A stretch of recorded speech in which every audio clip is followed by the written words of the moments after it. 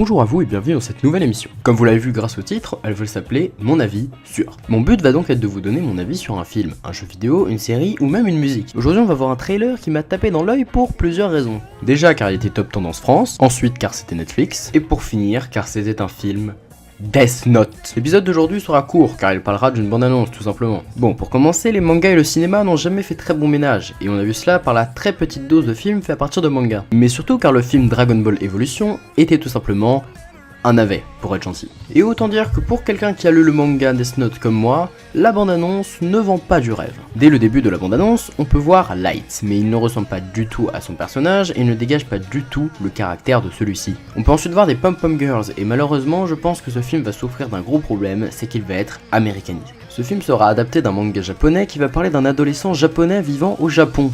Et le fait d'américaniser le tout en mettant des pom-pom girls, et je l'imagine du coup des bahuts type américain, ça va faire mal, mais passons quand même à la suite. On a elle qui sort d'ailleurs camouflée, et ça c'est totalement différent des idées de elle, qui préfère ne pas sortir et qui va même parler via un ordinateur pendant tout le tome 1. Pareil, les tags Justice of Kira, pour lesquels on a deux hypothèses. La première, ce serait que ce soit Light qui fasse écrire cela à ses victimes, et dans ce cas-là c'est totalement stupide, car Light préfère mettre des indices dans les mots qu'écrivent les hommes qu'il tue avec leur sang. La seconde est très peu probable, car l'écriture semble ensanglantée.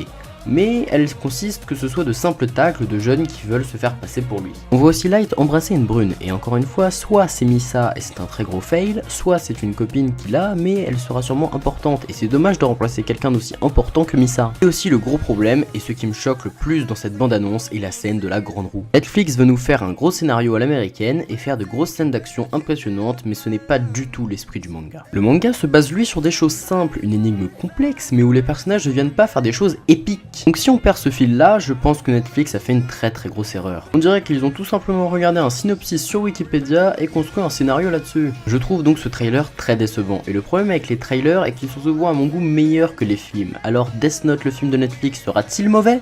Eh bien on verra ça en août de cette année.